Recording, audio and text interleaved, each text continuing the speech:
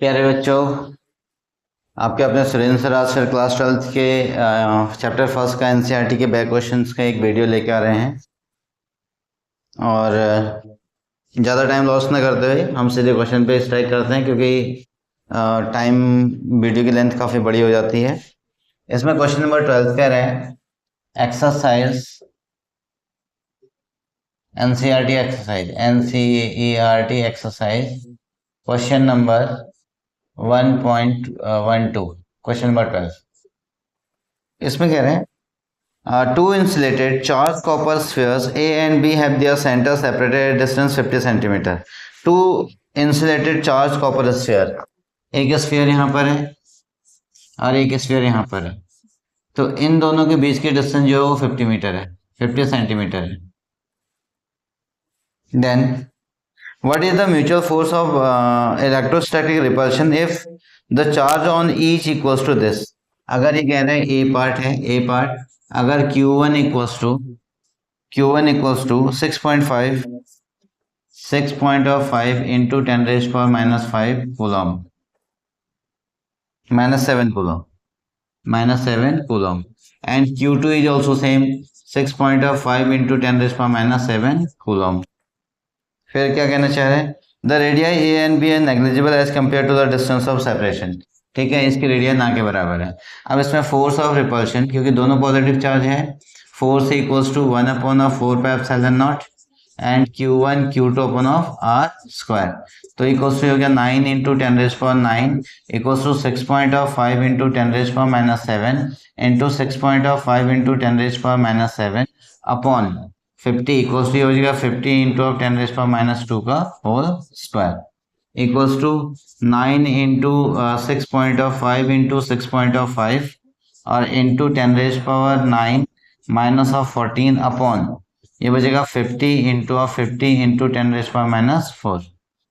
ठीक है, यहाँ से एक जीरो ये आ गया और यहाँ से एक जीरो ये आ गया, तो -4 से ये आपके जीरो सारे खत्म हो गए, तो 65 into 10 raise power minus 5 upon ये बचेगा 5 into 10 raise power 4 into 10 raise power minus 4, ये दोनों कैंसिल, और इससे कैंसिल करेंगे तो 13 और इससे कैंसिल करेंगे तो 13। अब कितना हो गया, equals to 6 into 13 into 10 raise power minus 5 equals to, अब इसको इंटू करेंगे, इसको इंटू करने के बाद हमारा आंसर कितना आ सकता है,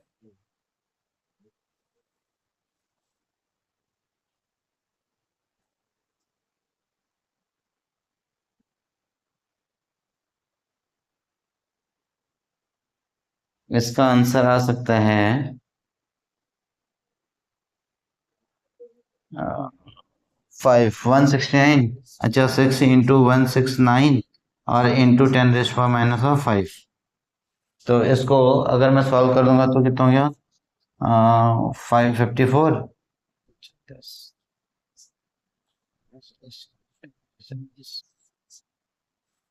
मेरा कितना आ रहा है, 110, फिर से 54 और 5 और 555 6 का कितना हो गया, 6 का हो गया आपके पास 36 और 541 6 1 जा 6 4 इतना आ रहा है मेरा, और कहाँ पे रह गया, into 10 raise power minus 5 newton. अगर मैं इसको करूँ तो 1.014 इंटू इसका कितना रहा है 12, 1.5 इंटू 10 रेज पावर माइनस 12।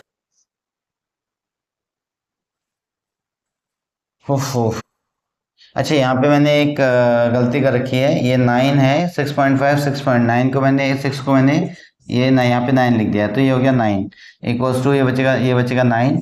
अब इसको करेंगे तो कितना हो गया, 9 9 जा 81 और 8 कैरी और 54 प्लस ऑफ 8 54 प्लस ऑफ 8 62 और 6 कैरी और ये बचेगा 15 और इंटू ये कितना हो गया 10 रेज पावर माइनस 5। ठीक है, इसको अगर हम डेसिमल प्लेस से इसको यहाँ शिफ्ट करें तो कितना 1 2 3 से डिवाइड करेंगे, तो ये हो गया 1.5 equals to equals to 1.5 into 1.521 into 10 raise to power, multiply करेंगे तो 3 10 रेज पावर -2 न्यूटन। अब चेक करते हैं अब कितना आ रहा है।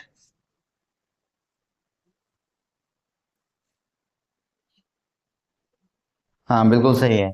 तो ये हो गया, the force equals to 1.5 into 10 raise power -2 newton. और ये कैसा हो गया, रिपल्सिव। उसने ऑलरेडी कहा है भैया रिपल्सिव निकालो, रिपल्सिव फोर्स से हो गया। ठीक है। अब उसके बाद नेक्स्ट क्वेश्चन है इसका B part. What is the force of repulsion each sphere is charge is the double and above the amount and the distance between them is the half. अब इसका बी पार्ट कह रहे हैं। B part कह रहे हैं if Q1 is equals to twice Q1 and Q1 dash equals to and Q2 dash equals to twice Q2 dash Q2, ये हो गया। और but R2 equals to R dash equals to R/2।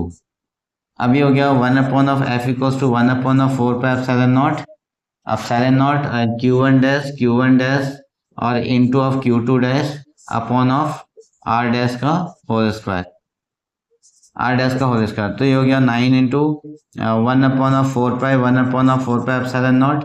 Q1 की value आ गई 2Q1 और इसकी आ गई 2Q2 upon of, ये बचेगा R/2 का होल स्क्वायर, R/2 का होल स्क्वायर।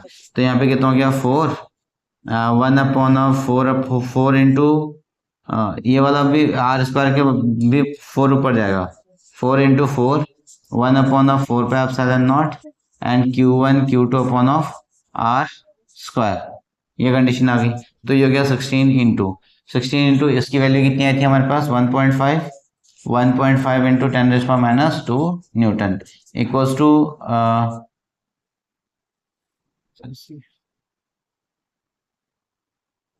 80, यहाँ पे हो गया 16 5 नहीं 15 6 90, 9 कैरी 15 1 15 19 और 24, तो ये बचेगा 24 के बाद एक डेसिमल आ गया तो equals to 10 raise power -2 newton. अगर मैं एक को अगर डेसिमल लगाऊं तो ये बचेगा 0.24 newton. F equals to this one. अब चेक करो आंसर क्या आ रहा है, चेक करते हैं हम इसका।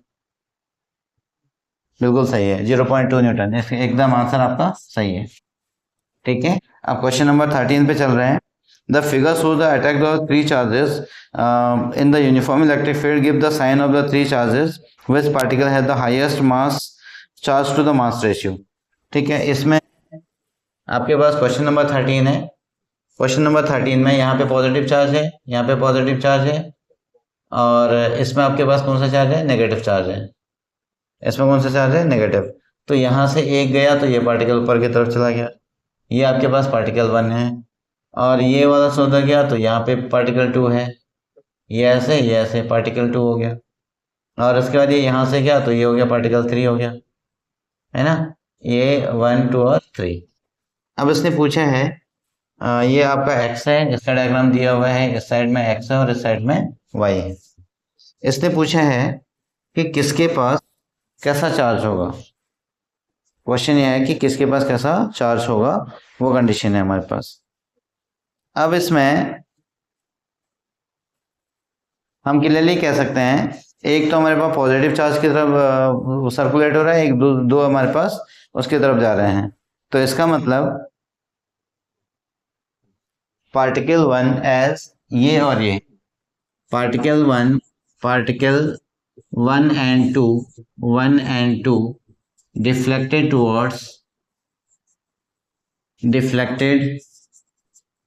towards positive charge, deflected toward positive charge, so they have negative charge,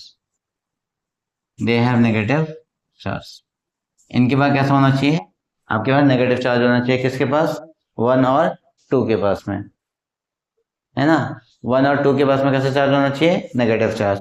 और उसके बाद 3 के पास में कैसा होना चाहिए, एंड पार्टिकल 3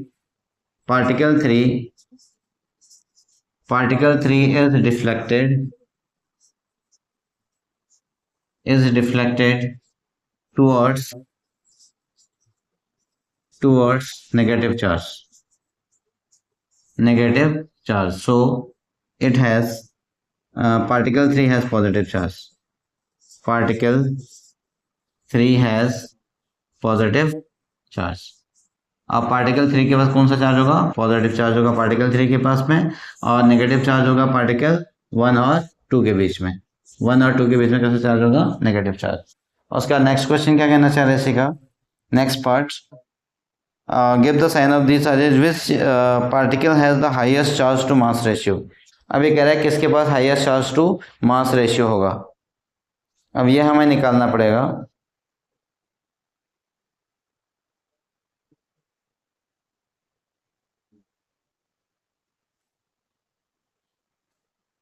ये हमें निकालना पड़ेगा। तब तक आप इसको वीडियो को पॉज करके कॉपी करें, और उसके बाद स्पेस कम है उसको निकालने के लिए, तब उसके बाद मैं इसका पार्टिकल चार्ज रेशियो को फाइंड आउट करने की कोशिश करता हूँ। होप दैट जो है आपको समझ में आ जाएगा। अच्छा, वीडियो को पॉज करके पहले इसको कॉपी कर लें। हाँ, उसके बाद जो उसके जो आगे का जो प्रोसीजर है,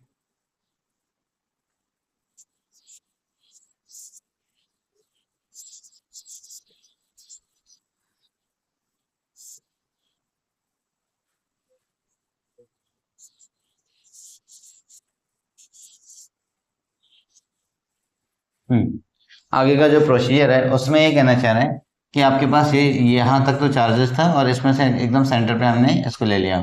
तो ये डिस्टेंस आपके जो पहले वाला था इतना गया था, दूसरा वाला इतना गया था, ये डिस्टेंस हम y एज्यूम कर लेते हैं, ये हो गया y। और तीसरा वाला जो पार्टिकल था वो आपका इतना तक गया, तो ये आपका y हो गया। ठीक है। अब y होने के बाद ये मोशन में है तो इसका एक्सेलरेशन भी होगा। तो as y is equals to 1/280, 1/280 होता है, and a is equals to, यहाँ पे a इक्वल्स टू कितना हो गया? a equals to e q upon of m, q upon of m, and t equals to x upon of v, है ना, velocity equals to speed. तो ये इसके लिए आ गया वेलोसिटी अपॉन ऑफ स्पीड। तो यहाँ पे u की कंडीशन में आ गई, हमने इस चीज को रखा। अब यहाँ पे y इक्वल्स टू 1/2, a की वैल्यू रखेंगे, a equals to Q E upon of m और into X square upon of U square, X square upon of U square, ये हो गया। अब इसमें से 1/2 कांस्टेंट है, x कांस्टेंट है, यू स्क्वायर कांस्टेंट है, e कांस्टेंट है। अब बचे कितना आपके पास? q upon of m। तो इसका मतलब होगा कि y is directly proportional to q upon of m, और दिस सो दैट जिसका डिफ्लेक्शन ज्यादा, which has more deflection, जिसका डिफ्लेक्शन ज्यादा, that particle has maximum charge to mass ratio,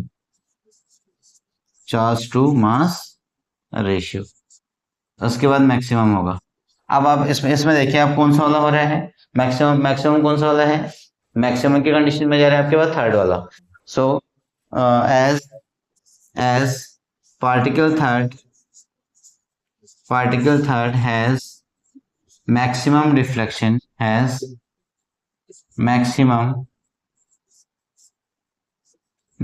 deflection, so particle third has the maximum deflection, so it has maximum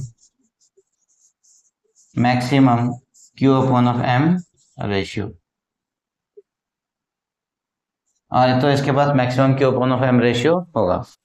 hope that ये समझ में आ गया। अच्छा, ये वाली कंडीशन अगर समझ में नहीं आ रही है तो यहाँ पे क्या था कि a को निकालने के लिए हमारे पास f equals to m into a होता था, और f equals to e into q होता, तो ये बचेगा m, और ये हो गया आपके पास a, तो a equals to E Q upon of m, ये इसके लिए आ गया। तब मैंने इसको डायरेक्टली लिख दिया है यहाँ पे, इसके लिए बैकअप था। और ये तो distance, horizontal distance upon horizontal velocity, और दोनों कांस्टेंट है एक उसके लिए। ठीक है। अब क्वेश्चन नंबर नेक्स्ट चल रहे हैं।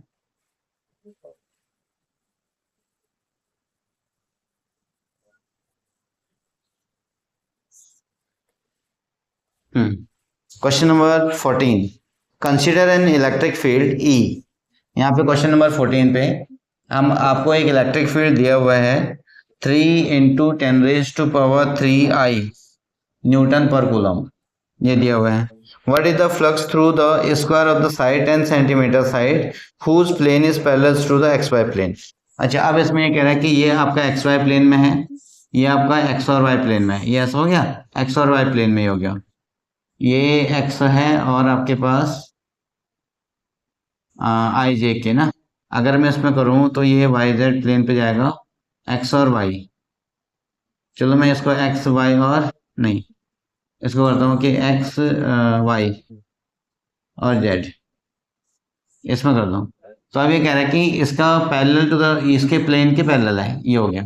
और इलेक्ट्रिक फील्ड ऐसे जा रहा है, तो इसका मतलब क्या हो गया कि this so that theta equals to 90 degree, theta equals to 90 degree.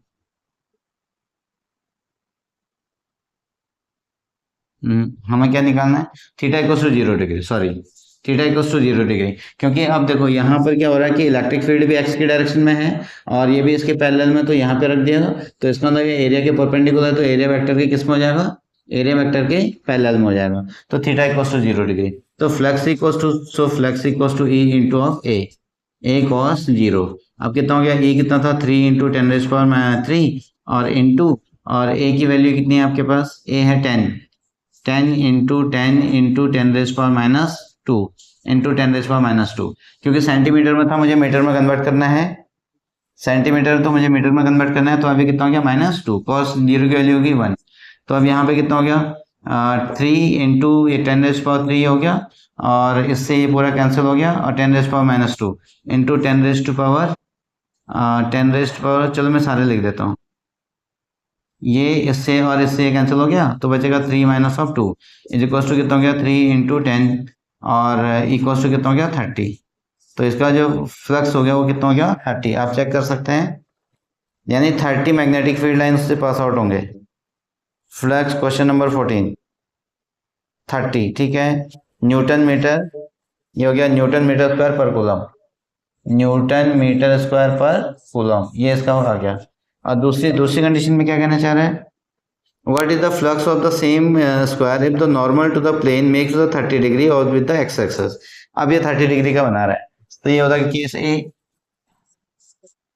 Case B, here theta equals to कितना बना रहा है, theta equals to 60 degree, theta equals to 60 degree. अब आपको फ्लक्स निकालना है, तो फ्लक्स कितना हो गया, flux equals to E into of A cos theta, तो ई कितना था हमारे पास, 3 इंटू 10⁻³ और इंटू एरिया हो गया आपके पास 10 था, तो हमने इसको 0.10 इंटू 10⁻² का होल स्क्वायर इंटू कॉस 60 की वैल्यू कितनी होगी, ये बचेगा 3 इंटू 10⁻³ इंटू 10 इंटू 10 इंटू 10⁻⁴ और इंटू कॉस 60 की वैल्यू 1/2। इससे चलो ये कितना हो गया, 1/2 equals to 3 into 10⁻³ into 10⁻² into 10⁻⁴ upon 2, और ये कितना हो गया, 3 into 10⁻³ plus of 2 minus of 4 upon 2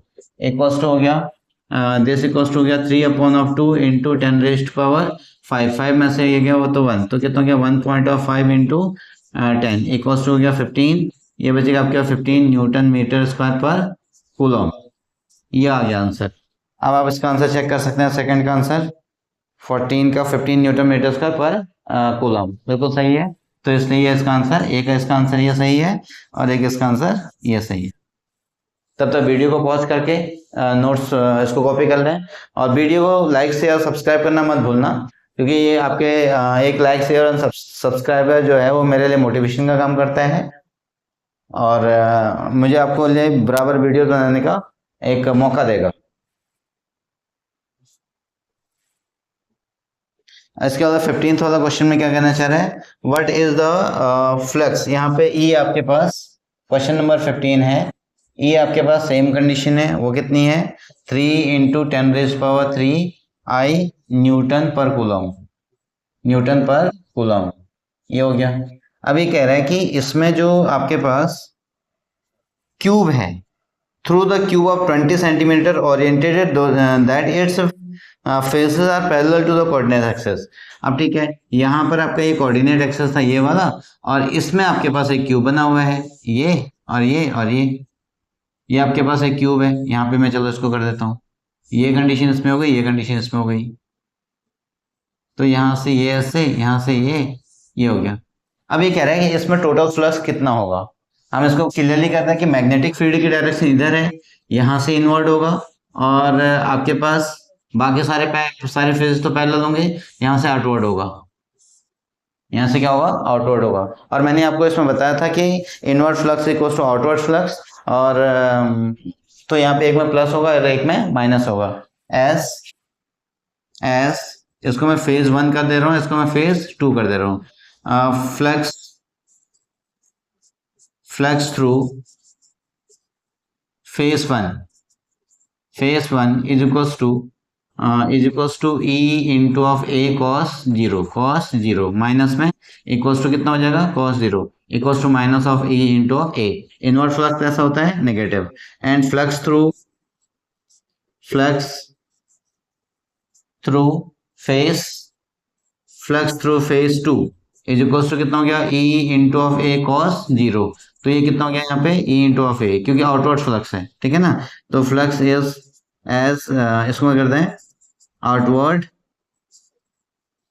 ये हो गया आउटवर्ड फ्लक्स, ये कितना हो गया, आउटवर्ड फ्लक्स हो गया ये वाला, और ये वाला हो गया आपके पास इनवर्ट फ्लक्स ही हो गया। अब इसके बाद तो total flux equals to flux total equals to flux 1 plus of flux 2, और इसको हम फ्लक्स 1 कर लेते हैं, फ्लक्स 1, और इसको क्या कर लेते हैं, फ्लक्स 2 इज इक्वल्स टू कितना हो गया, minus of E A plus of E A is equals to zero. तो इसका जो नेट फ्लक्स होगा वो कितना हो गया, net flux equals to zero. Total flux जो होगा वो आंसर कितना आ गया इसमें, जीरो। चेक कर सकते हैं, आंसर इसका जीरो आना चाहिए, इसका आंसर जीरो आना चाहिए।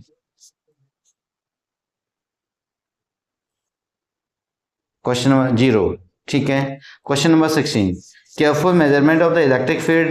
क्वेश्चन नंबर 16 में है, question number 16, careful measurement of electric field at the surface of the block has the inward flux, net outward flux through the surface equals to this one. So E equals to आपके पास what is the charge inside the flux, ठीक है। आपके पास यहाँ पे flux है इसके Q equals to 8 into 10 raised to power 3 newton metre square पर coulomb, ये इतना है फ्लक्स। अब आपको क्या निकालना है, टोटल चार्ज निकालना है। ए है आपको पास, टोटल चार्ज फाइंड आउट करना है। और दूसरा, and the net flux out of surface is zero and could we conclude that there is no charge inside the box and why it is not। अच्छा है, तो यहाँ पे क्या कहना चाह रहे हैं, बाई गॉस लॉ, और तो यहाँ पे कितना हो गया कि flux equals to 1 upon of epsilon naught into of Q. तो फ्लक्स कितना है 8 into 10 raise power 3 equals to 1 upon of epsilon naught की वैल्यू 8.85 इंटू 10 रेज़ पावर 6 और Q 10 raise to power 6 epsilon naught की वैल्यू होती है 8.85 into 10 raise power minus 10 raise to power minus कितना -12 होती है, 10 रेज़ पावर -12। अब तो कितना होगा, so this imply that Q is equals to 8 into 10 raise power 3 into 8.85 into 10 raise power -12, ये कितना हो गया कूलम, इक्वल्स टू, इसको सॉल्व करेंगे तो कितना आ जाएगा 8 5 जा 40, 4 कैरी और 64 68 और 6 कैरी और 64 6 और 70, तो 70 इंटू 10 रेज़ पावर 12 पे है 10 raise power -3 minus of 12 coulomb, और इसको एक डेसिमल और लेके आएंगे यहाँ पर, तो यहाँ पे मल्टीप्लाई होगा तो ये बचेगा 7.080 इंटू 10 रेज़ पावर 12 में से 3, तो 9 बचा, 9 में से एक को मैं नीचे लेके आया, एक को मैं नीचे, तो 98 कूलम। चेक करो कितना आ रहा है, इसका आंसर आ सकता है, इसका आंसर आ सकता है हमारे पास से, हाँ ठीक है, ठीक है। इसमें बुक में क्या दिया हुआ है 70,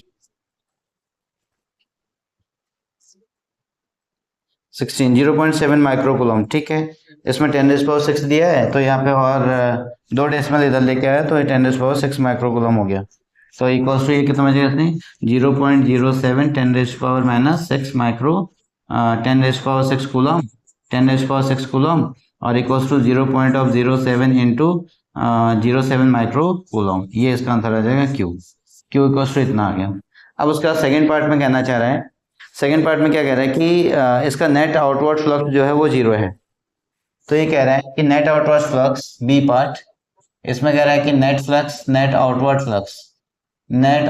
फ्लक्स आपका कितना इक्वल्स टू 0 है।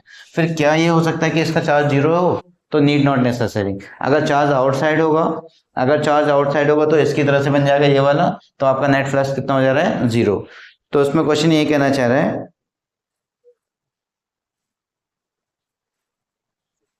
either there is no charge,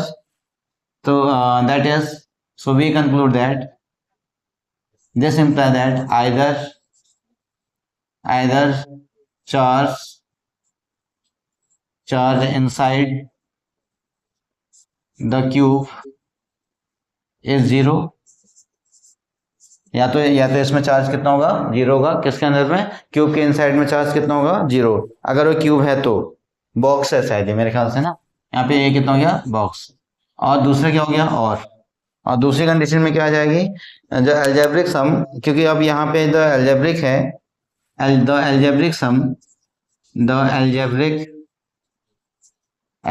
some of all